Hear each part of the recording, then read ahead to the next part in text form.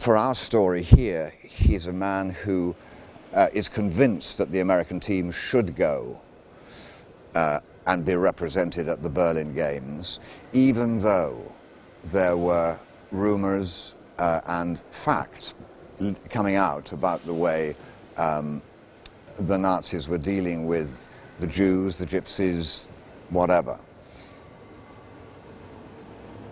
It's, I think, an ongoing argument about whether you withdraw from an event because you don't like the politics of the country where the event is being held. I would say, because I'm playing Brundage and I'm therefore thinking from his angle, that once you start saying, we're not going to go because, then the Olympics stop being the Olympics. Everybody will have a reason not to go to that country to race against that team because of their feelings of politics. The Olympics will fall apart. I think he was right that the only way you can keep the sporting events happening is to ignore politics and say, no, these are sportsmen, they're going to race against each other, and the fact they're there is because they're sportsmen, not because they agree with a particular regime.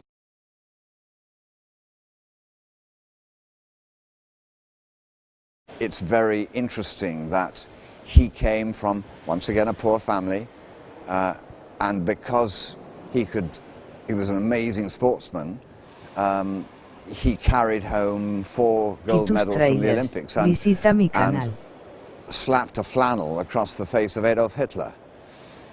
So I think it was great the Americans went. I think had they not gone, then they just wouldn't have been there and the Germans would have won more. As it was, the Italians, I think, won pretty much everything. Germans didn't do well at all.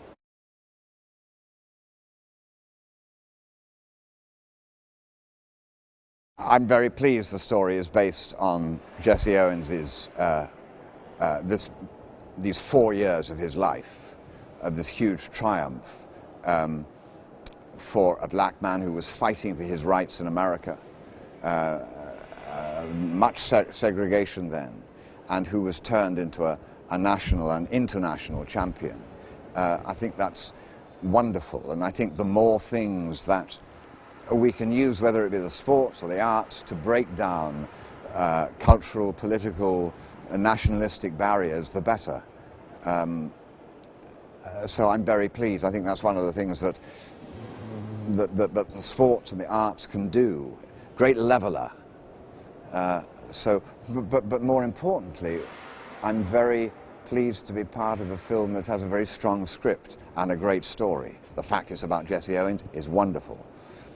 But to have the opportunity as an actor to work on really solid scripts is rarer than you might think.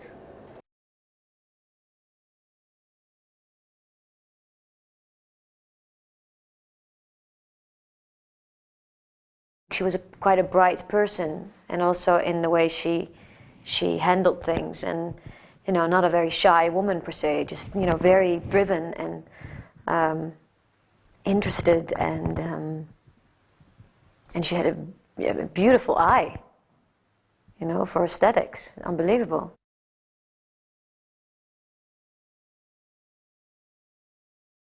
I think she was driven by ambition and by a young filmmaker who gets a chance to make a film like that. Do you say no? Yeah.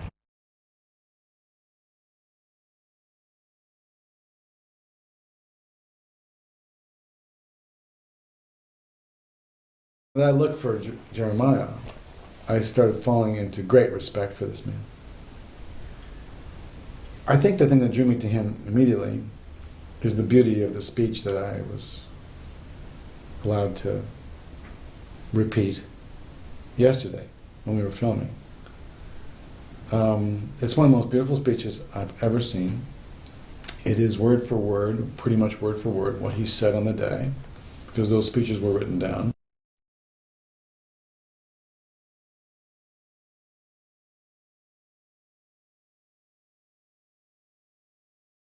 Well, we read this, once the script was written, we were able to edit and take out what was not true to make it as true as it could possibly be. Those things were done. When the film was done, then we were able to see that there were still some corrections that needed to be made, Tráilers. and they Visita made mi them. canal. So it's just a very, very true film.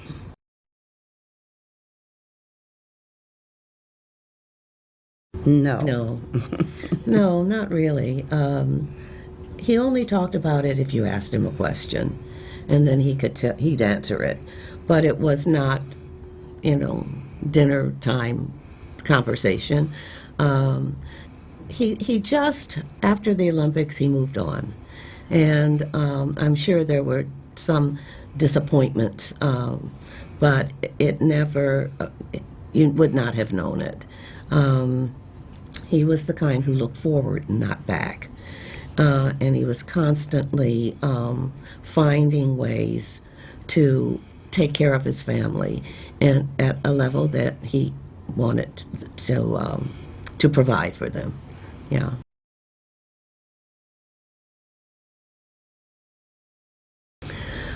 He did a lot of advertising for different brands, different companies. At one point, he had something like the McDonald's Breakfast Club. I don't know if anybody would remember that, but it was a luncheon at the 24. And every Saturday, groups of women would come for lunch, and then they would serve the products that he was advertising. And my mother did the cooking, and every Saturday they'd have at least 200 people that she cooked for, and so they were partners all along. So that was one thing.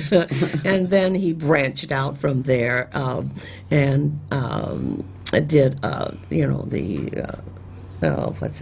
auto show. He became a spokesman for Lincoln Mercury, and then he, along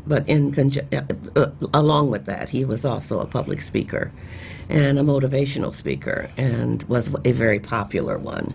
So he traveled a lot, speaking all over the country and the world.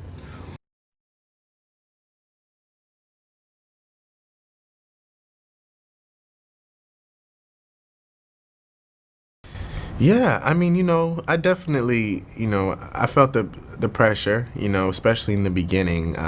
You know that it's such a huge story, and he's such a big character, a big hero to so many different people. So that's a lot of responsibility, and I wanted to make sure I was doing, him justice, his family justice, and then all the people who love him around the world. Make sure that they were happy with that too. So yeah.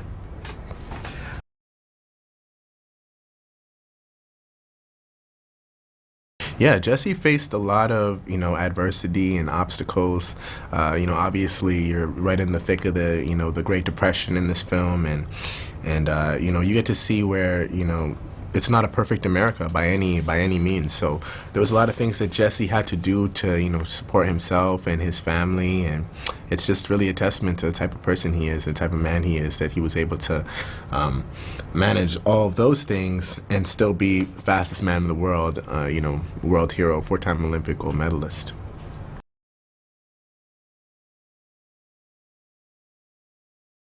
Well, it was a lot of training, I realized right away pretty early on that, I was going to have to get myself in the shape I needed to be able to film, to make this movie for 3 months, to be running as much as I knew I was going to be doing. So for me, it started at Georgia Tech.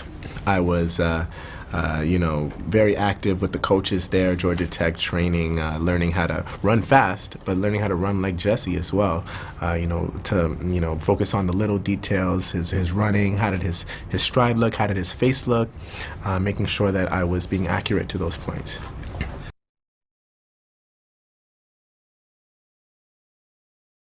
It was very cool. Very, very cool. We got along extremely well. He's a big sports guy, and I'm a big sports guy as well. So we connected on that front right away. You know, he knows what it's like to be an athlete and have a coach, and the same thing for me. So, you know, as Jesse and Larry get closer in the film, you know, Jason and I got closer as well.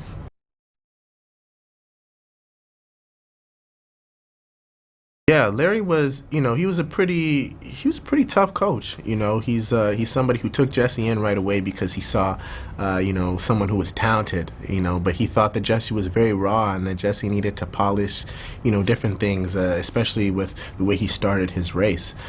So you know, they didn't always have the best relationship to begin with. You know, because there were things that they sort of butted heads with. But over time, you know, Jesse came to see that Larry didn't see color and was only focused on getting Jesse to push himself to be the best that he could be.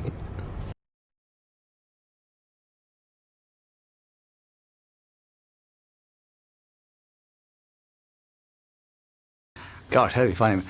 We looked all over the place. I think, as everyone knows, at one point John Boyega was being thought of, and he went off to do Star Wars, and then we started looking around the world for different characters, different actors.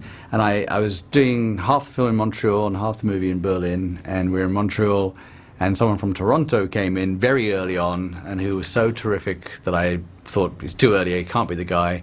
And he was about to go and do the movie Selma, and Stephen James was the actor we met that day. And Jesse Owens, on the outside, seems like a graceful, almost saint-like, sweet character. But when you go more inside his real character, and we know his daughters very well, and we know people who know him, he was quite, you know, he's obviously made of steel. He comes from a very tough background, and he had a lot of anger being an African American. I think at that time you have to, unless you were crazy, because you're living in a country where racism was a part of law. And so I met Stefan, and I'm not sure if you've met him yet, but he's on the outside he's very quiet and self-possessed and a very old head on a young shoulders, but inside he's got a lot going on, and we just felt like, you know, he was really an athlete as well, and we just felt like he was someone who's going to be a film star, I think, and it's tough to get someone who you think is going to be a film star financed for a movie, but he was going off to do Selma, and we went for him, and I was lucky enough to have the backing of the financiers for that, and while he was in Atlanta doing Selma, he trained with the Olympic coach down there and got really into shape for it, preparing for the film. So that's how we found Stefan. Yeah.